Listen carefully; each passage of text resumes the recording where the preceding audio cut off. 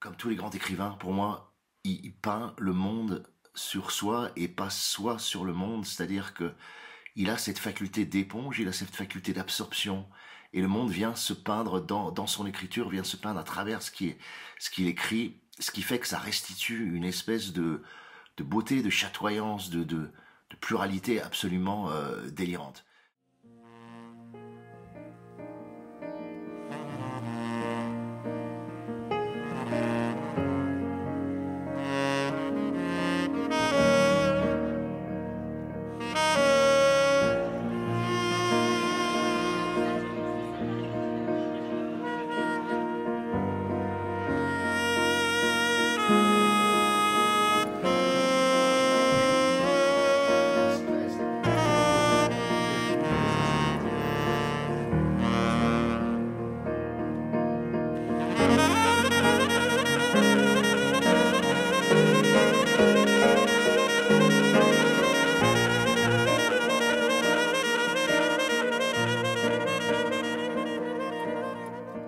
Aujourd'hui, nous sommes à Briançon où il y a pendant 2 jours au Théâtre du Briançonnais un projet autour de Claude McKay. Donc hier, il y a eu la présentation du film, de mon film Claude McKay de Harlem à Marseille au cinéma L'Éden.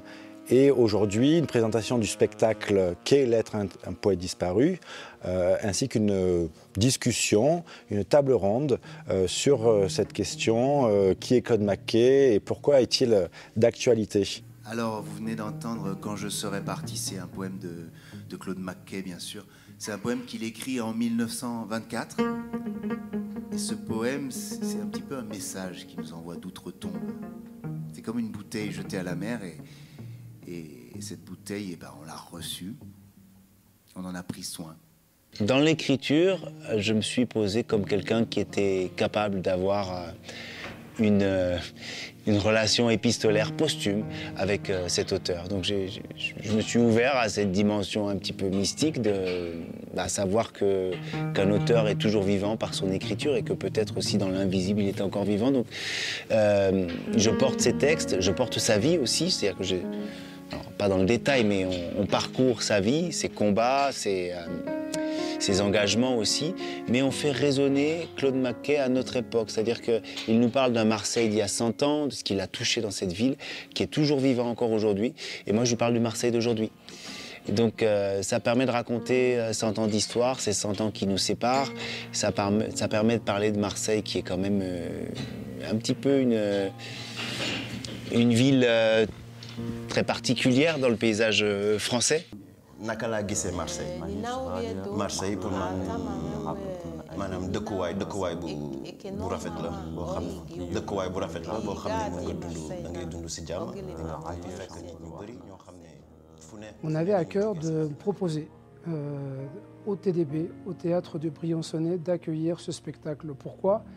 Parce que dans sa littérature, Claude McKay nous parle des flux migratoires, de ces gens qui quittent leur pays pour aller chercher refuge ailleurs. Et c'est précisément ce que vivent les habitants du Briançonnais en voyant traverser de manière hebdomadaire un flux important de gens qui viennent chercher refuge en France ou dans d'autres pays d'accueil.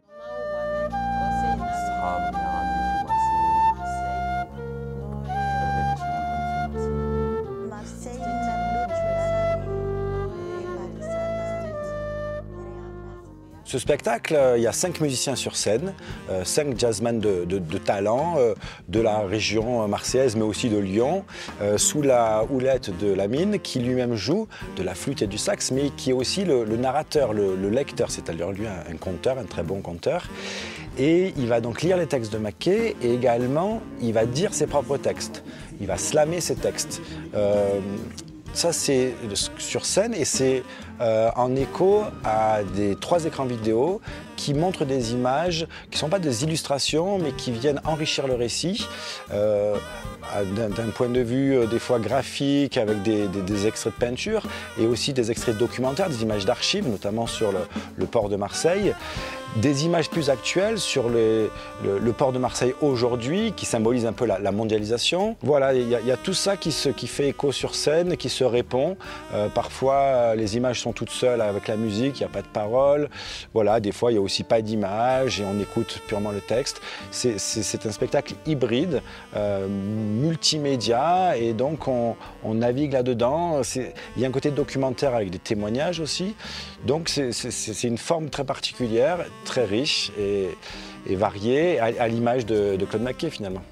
While round us bark the mad and hungry dogs, making their mock at our cursed lot. If we must die, oh let us nobly die, so that our precious blood may not be shed in vain. Then even the monsters we defy shall be constrained to honor us though dead. Oh kinsmen. Ça fait des années, j'étais travailleur social. Et pendant 3 ans, j'ai accueilli des jeunes de passage, beaucoup de mineurs isolés. Donc là, c'est une petite piqûre de rappel que je me fais ces derniers temps. Et c'est très fort. Je ne vois pas comment c'est possible que le reste de l'humanité passe à côté de ça. En vrai, je crois que c'est une expérience nécessaire de rencontrer des personnes de passage de cette manière-là. Et d'entendre ces vies juste... Oui, et sa démarche... Vraiment, il faut mettre avant les mots le silence pour parler de monsieur comme Claude McKay. C'est à la fois un artiste, un poète, un auteur, un écrivain. Je crois qu'il ne s'est pas précipité d'être un militant politique. Il a vu la chose tout de suite. Je crois qu'il a gardé, cette chose, elle est poétique. Il a gardé le lien avec ses arrière-grands-parents de culture africaine. Ce sujet et puis tout ce qui a été dit autour de cette question de la négritude, des Noirs, de la place qu'ils ont dans la société, tout ce qu'ils ont pu apporter au niveau de la culture, de la musique, etc., ça me touche profondément. Sa vie, son existence, ses origines, ce qu'il a vécu, ce sur quoi il a écrit, et sur la dimension universelle de ses propos. Bon, moi, je suis français, entre guillemets, sur mes papiers, mais voilà, je suis juste un habitant du monde, donc ce genre de spectacle résonne totalement par rapport à ma façon de penser. Nous n'avons rien à gagner, nous n'espérons plus rien. Pourtant, nous devons sonner la révolte et aller de l'avant. La tyrannie éternelle doit être combattue. Qu'importe quelle est la cape d'un roi ou d'un paysan, la brute peut triompher partout. Nous ne rêvons pas d'un monde parfait, mais nous avons la volonté de faire et d'oser. La volonté de faire et d'oser.